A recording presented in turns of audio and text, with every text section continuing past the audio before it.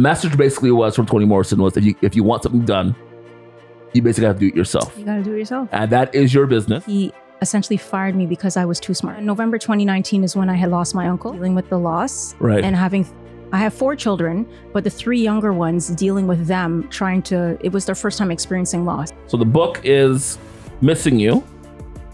We have the camera capture that. And we need more advocates for children. It is a tough, probably why I'm not a parent. It's very tough. I have an intro. I do the reading, voiceovers, and sometimes in different accents, some in French. And then, the children essentially follow along with the illustrations on the page, and I do the voiceover. Bacon shark. What's he say it again? Bacon shark. Bacon shark. And is it shark? Yeah. No. It's tofu. turtle. Yeah. Well, look who's back. Riyadh Will Nosaman today. If You Will, the podcast is a podcast that celebrates the entrepreneur. And we have a really good guest today. Erica London is all about inclusion, education, and making people's voices, especially children's voices, getting their voices heard. So we want to welcome you, Erica, on our show today. Thank you. Welcome. Thanks for having me. You know, going on your socials, we'll talk about that, like what your social handle is later. Uh-huh. What I was drawn in by, you had a message on your website, actually, by Toni Morrison that I did not write down because I'm not organized, it seems. But basically, it's like the Toni Morrison. You have that paper in your hand. You write it down? I know. Trust me, I've had a day. But the message basically was from Toni Morrison was that if you want something done, you basically have to do it yourself. You got to do it yourself. And that is your business. Mm-hmm. Why don't you tell us why you are here? Why am I here? In terms of why am I in this business? Yes. I think tell us the business name, how you got started. And, okay. So my business name, the name of my company is Color the World Incorporated. We provide children's literature and products that assist in educational learning. We also provide the service of author presentations through Read Aloud and Activity to elementary students and public speaking events. Really? And so why did you start the business? At the end of 2019, I had lost my uncle, and it was very difficult for me to find children's literature to speak to my children about loss, yet alone ones with children of color in them. Mm-hmm. So scrapbooking and all that type of stuff is, there are things that I continually do as a hobby. And I was just intending on making the book for them. Yes. And leave it at that. Now the book, which I'm going to show, Mm-hmm. is amazing. Thank you. So the book is Missing You. We have the camera capture that. And then there's English version, available on Amazon, right? Or also on your website. Yeah. Right? And then also the French version of the book, which is right here. Can you pronounce it, please? Not going to happen. Toulemont? Okay. Toulemont. I haven't taken French in about 40 years. And then also there is a activity book, again, connecting the kids with the parents going through a loss. Again, all this available on your website and also on Amazon. And so tell us the journey of getting to the point where you thought, I know you said you had a loss, right? But where did the idea of doing a book come from? Is this the truth chair? Truth chair. This is the truth chair. Yeah. I didn't have a job. I was about to ask you what you did prior to this. So prior to this, I was a dental hygienist. Oh, wow. I worked in that field for 20 years. How are you working in the field for 20 years? You look like she's 19. I know. I get it all the time. Wow. I'm used to it now. But yeah, I worked in that field for 20 years and truly enjoyed it. The last 5 years, not so enjoyable. The owner of the practice wanted to essentially start a family of her own, and she decided to hire another doctor to take over the practice. He had his own agenda, came with his own staff, and he essentially cleaned house, and I was the first to go. Right. Wow. He essentially didn't realize that I could read x-rays and he essentially fired me because I was too smart. Okay. So, all of this going through that, and then I remember the dates. So that was February 21st, 2020. So just before COVID. Yeah. Like weeks before COVID. Yeah. Wow. And then I was like, yeah, joke's on you. Everything shut down in March. I was like, good luck there, buddy. Anyway. And then November 2019 is when I had lost my uncle. Right. So it was advised that I pursue, taking him to court and whatnot for wrongful dismissal. And I had other court matters going on. So I was in court for 2 separate matters. Right. And then also dealing with the loss. Right. And I have 4 children, but the 3 younger ones dealing with them, it was their first time experiencing loss. How old were they at the time? Oh my gosh. Israel. Oh, well, he was probably 1. Wow. Yeah. Okay. So young. Yeah. They were all under 7 years old. Wow. Okay. Yeah. But smart. Children are smart. And this is what we fail to realize. They see and they hear things. Yeah. And they feel. Exactly. Things. Exactly. So in wanting to fill that need, I wrote the book. Okay. Had no intention of selling because I'm like, okay, well, things will eventually open up. Schools closed, all the rest. And then my husband said, you know what? I think you might have something here. He's like, give it some time, give it a year. If nothing becomes of it, then go back to work. We'll figure it out. But that's a good husband. Yeah, sure. I should meet him because I need to become a good person. Is he an entrepreneur too or no? No. Oh, okay. No, he's not. He wants to be though. He's very good at woodworking, and it's just because I've gotten so far in my journey. It's something that I continually push him to do, and right. So we'll get there eventually. Exactly. Yeah. How long did it take you to write the book? Because again, you were grieving at the time. Mm-hmm. So was it hard to write the book and grieve at the same time, or was it very therapeutic? I wrote the book in maybe 2 days. Wow. Okay. Yeah. All right. Through crying. Right. Maybe 2 days. And what I think the reason why I got through it so quickly is because the book is written in poetry form. Right. Because I wanted it to resonate with the child. In this case, my children that would have been reading it, they were significantly younger. Yes. Right. And the illustrations were also something that was really important to me as well. Like even the journey through publishing and writing, that's a whole separate story. But I wrote the book and published the book. I actually worked with, the first title was done through an American publishing house. Right. Was not a nice process. It was my first time. So I was getting used to everything, not realizing that when one wants to write a book, these publishing houses, they normally choose illustrators for you. Wasn't very happy with the illustrations I receive. I ended up finding my illustrator on Instagram. All right. So how do you find, how do you say her name? Mehara Faraz. Mehara Faraz. How do you find Mehara? I found her through a web designer who had referred me to her. She had done work with her as well and was very pleased with her work. So I said, okay, I'll reach out to her. And I was so happy with what she did. She's now the principal author of all of the titles that I've written. Wow. Mm-hmm. That's amazing. Principal illustrator. Yeah.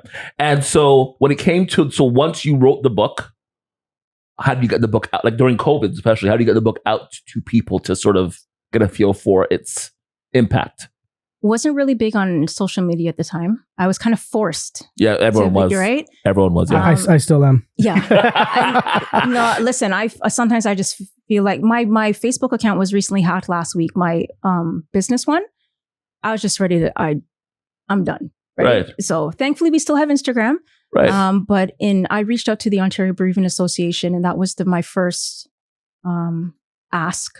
Right. Or in terms of presenting the literature, that was the first thing I did, because that's what I thought it would. They were the best organization to reach out to at the time. Everything else was closed, so I'm like, well, everyone's dying, so let's try and find a way to help. Do you know how many books you sold so far in the first one? With Missing You? Yes. Yeah. That's a very good question, and maybe it's something that I should really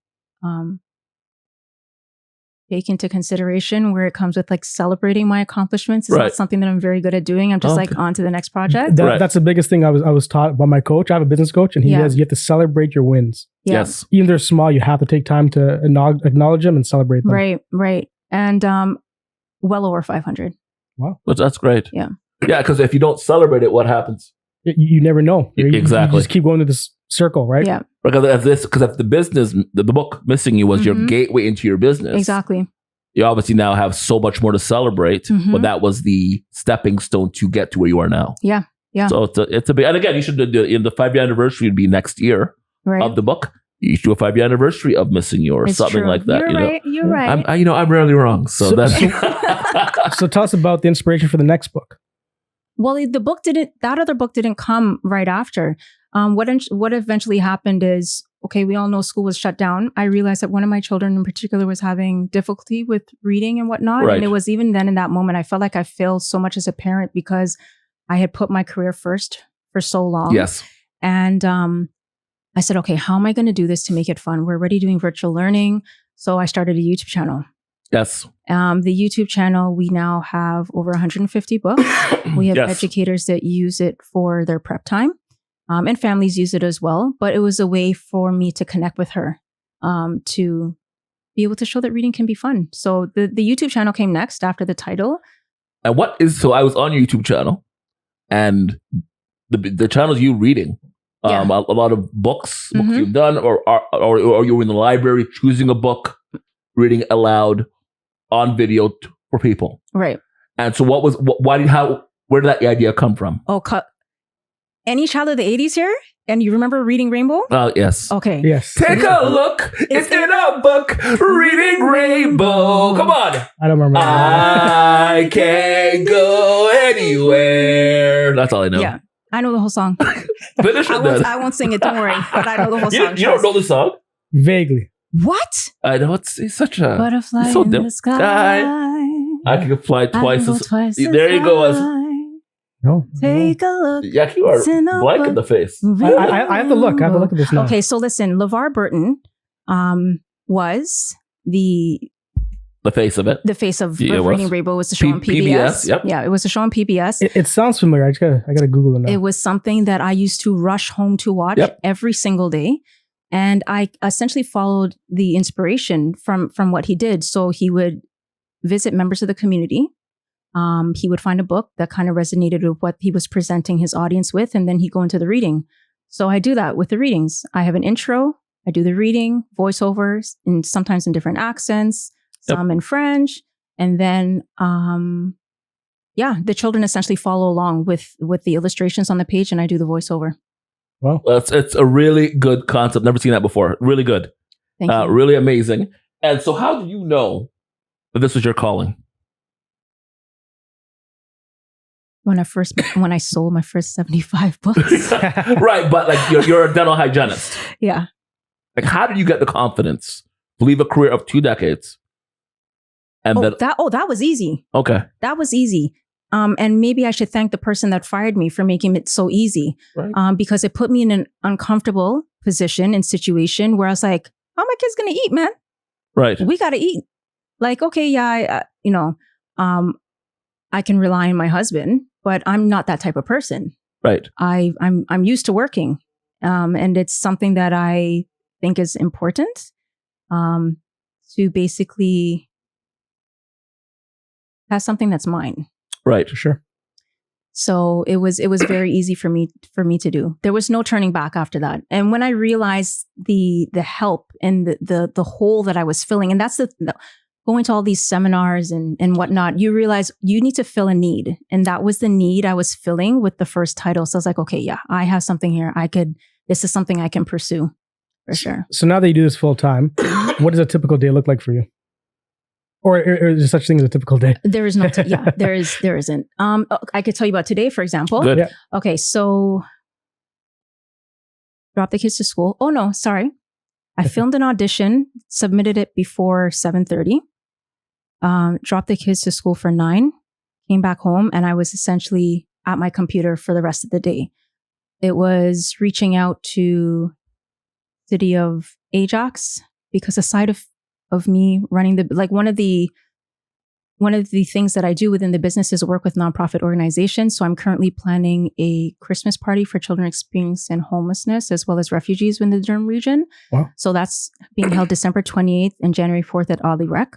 Wow. So there's that. And then I applied for the province of Ontario has this grant. It's called the RAISE grant. And I submitted that application. And then I was told that I need commercial liability insurance. I was like, gosh. So I was on the phone for the past 2 days figuring that out. Finally got my certificate, submitted that. And then submitting emails for Black History Month and the e-course that we came out with last month because City of Oshawa hired me to do a creative writing program. So yeah, I time block. I'm learning. I've learned how to do that now. So I time block. So it's like 15 minutes for this. His next question was going to be how do you schedule the day? Yeah. So this is good. I learned that the hard way. Okay. I learned that the hard way because I was scheduled for a virtual event. The children were waiting on me and I missed the event. That happened, I think, my first year in business. And I cried because I was so embarrassed. And I was like, this is not happening again. So what is involved in time blocking? So for someone that's like me, I'm all over the place. Yeah. How do you block time for family work? Because again, being a mother of 4, right, wife, entrepreneur, how do you time block?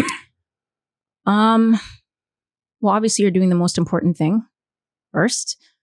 Sometimes it's either the event that's coming up. Well, I can't even say that. How do I time block? Like, do you put calendar entries or is it? I do the time blocking a week at a time. Okay. Okay. Right. So I kind of look forward to see what's coming up next. This is the holiday season. So anybody that's in business knows it's like the 8-week countdown till Christmas. Right. You got to get all your marketing and all that stuff intact. So I'm essentially working 2 to 3 months ahead. Right. And then it's pretty simple. Anything pertaining to the business, I do while the children are in school. Right. If I have a presentation at an elementary school, I got to split that up and shift. Okay, so I'm going to work on sending emails for the first hour. If I'm not finished, you got to put it down and move to the next. Right. Because it's the only way that it'll work. And then I do a lot of work in the night. Right. So when they come home from school, they get their 1 to 2, was it 1? No, 1 hour, but they finish at 3:30. So at least until 8 o'clock, I'm like, okay, time to shut it down. Right. Yep. And then I work in the night. Do you find that hard? Yes. It's not easy.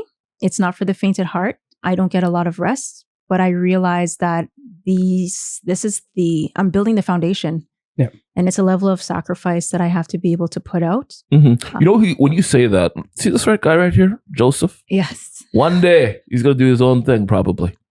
He should. And he needs to. He's phenomenal. I've been telling this guy this for a year and he thinks I'm feeding him garbage. I'm not.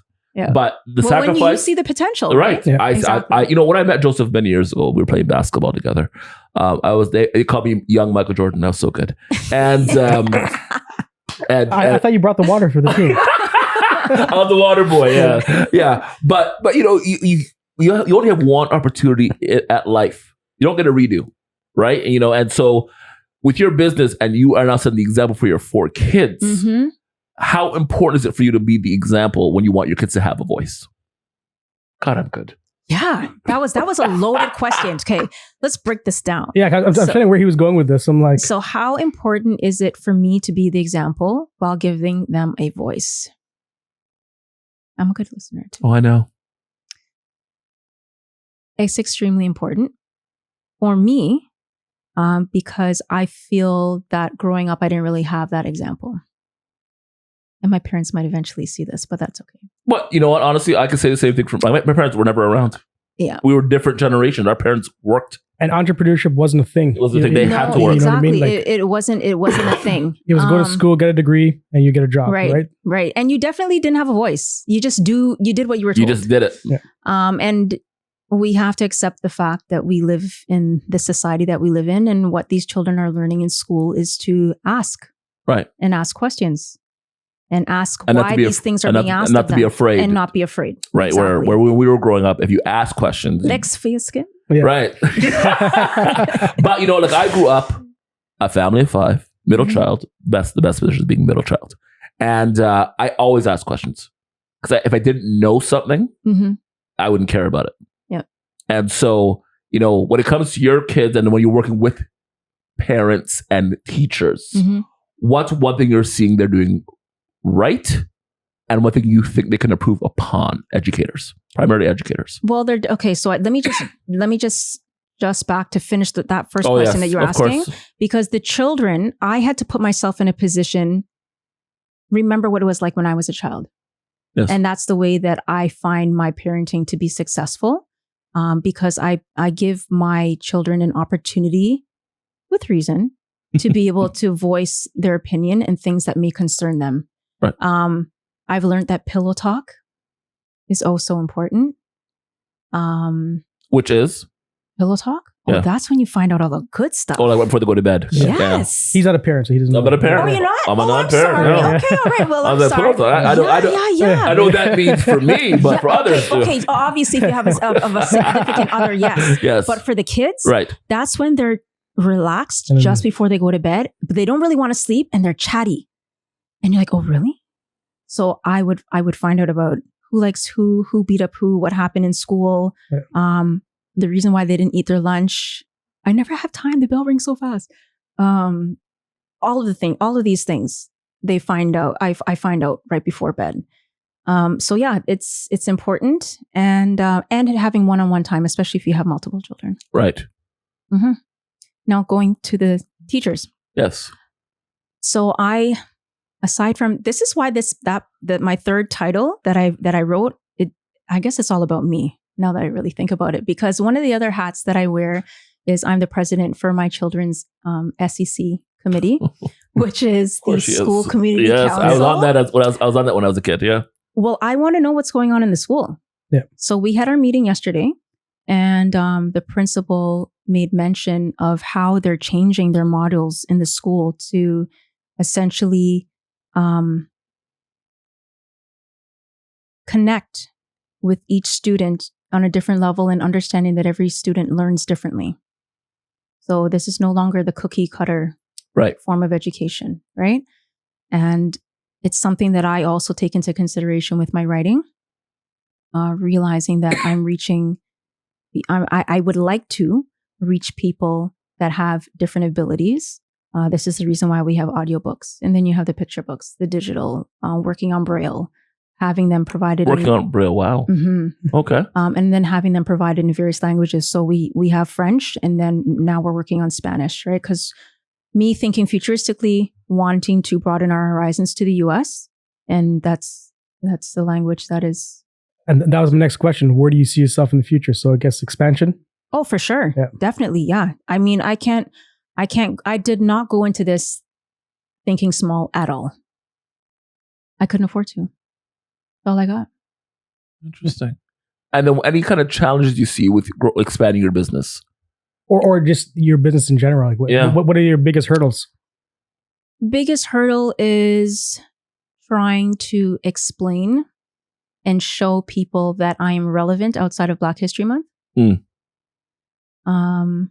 That I am an author 365 days of the year. Yep. That I'm a business owner that same amount of time. Yes, because you also have other books. Mm-hmm. You have these flashcards for kids. Yep. Riyadh is holding another book, Many Hats, the activity book. Mm-hmm.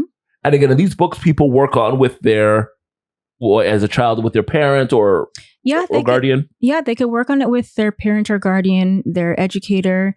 And homeschooling is pretty big now too. It is.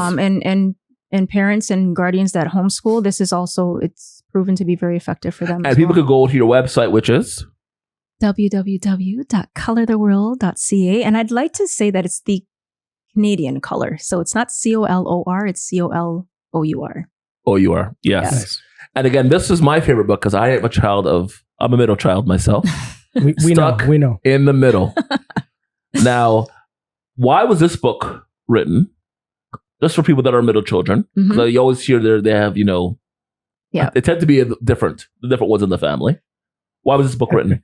That book was written with my sister in mind. It was written with my sister and my daughter in mind. If you notice on the cover, it's essentially, and this was the last book where I veered away from kind of illustrating my family. So that woman's supposed to be me, my husband. Your husband looks like me, but the skinnier version of me. And then my daughter in the middle. One of the kids are missing, but you also notice that the main protagonist there, she's a little fairer in complexion, Mhm. which Right. is actually what has happened with my family. So out of my 4 children, my middle child, she's a different complexion from the rest of us. She's a little fair. Interesting. It happens. But it also comes with her feeling as though she doesn't belong because she doesn't really look like everyone else. Yeah. So that's part of the reason why the cover looks like that. And growing up with my sister feeling the same way, that, not feeling seen within their familial unit. So with your daughter, that's not the same color tone, and that's a thing in the Black community. Actually, Mhm. I think about The my colorism. colorism's a thing. Like I'm Oh, yeah. black, that my brothers are not as black. You see my brothers. Well, Rich is not as dark as I, but Jason and I look pretty similar. Right. Yeah, so it happens. Yeah. How do you address that with your daughter? Constantly instilling in her that she's beautiful the way she is and she should be happy with the way that God made her. And she should not be, she shouldn't be judged by the color of her skin, but by the person that she is. Mm-hmm. You have a That's question? good. That's very good. Yeah, very. I thought you were going to say something. No. I heard you breathe. No, I'm changing it up. So are you Durham based? Yes. What's your favorite local businesses in Durham? Oh, I have a few.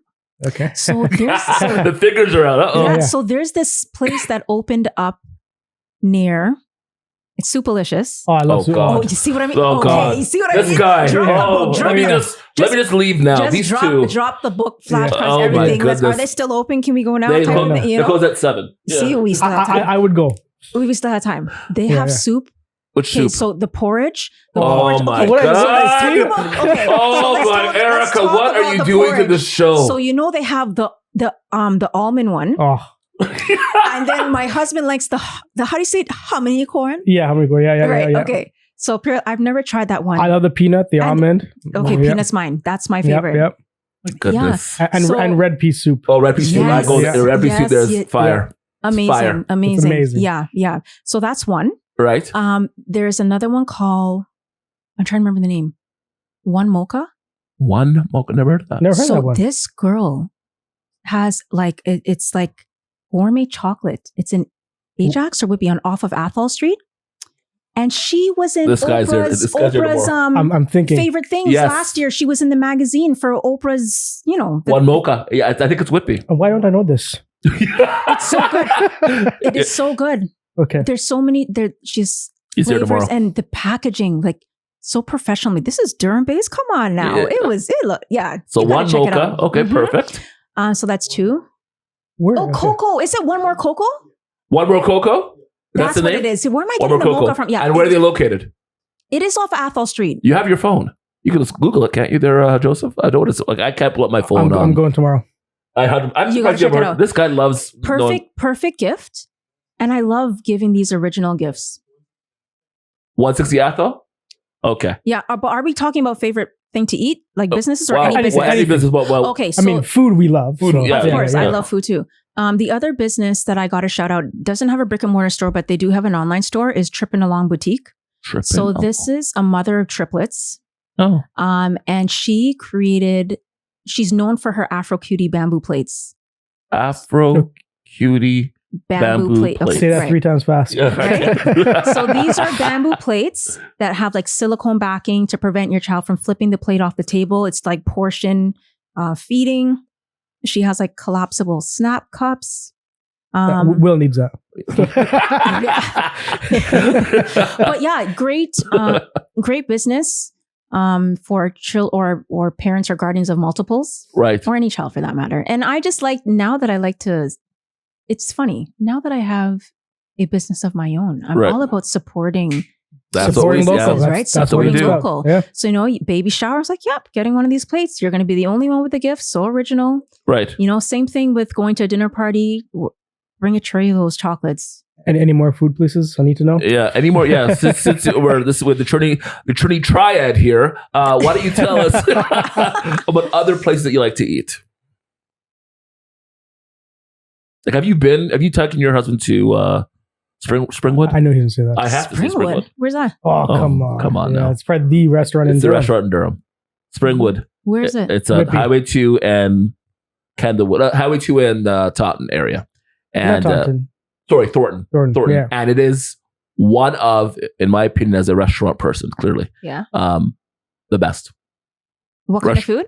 It is it's family style, and the food is so Matt, the head chef, the owner, his food is I can't even describe it. It is absolutely out of this world. It's top notch Michelin star level cooking. Like Okay, so I gotta write that down. He's from Toronto. Like he had a canoe. Worth a canoe downtown. And then Dad, you know about canoe. Come on now, Mr. High Roller. Yeah.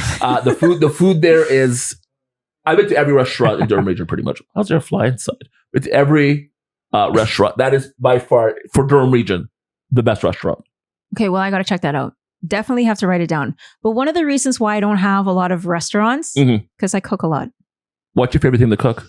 She's Trini, so let's see. Listen, cooking is a must. I know, but now I want to hear his reaction to your favorite thing to cook. Favorite thing to cook or favorite thing to eat? It's to cook and then also to eat. Cook and eat. Okay. Mhm. Favorite thing to cook. Well, some people call it cook up because it's the fastest thing. Hello? He did this. Huh? He made a noise in the microphone when you said cook up.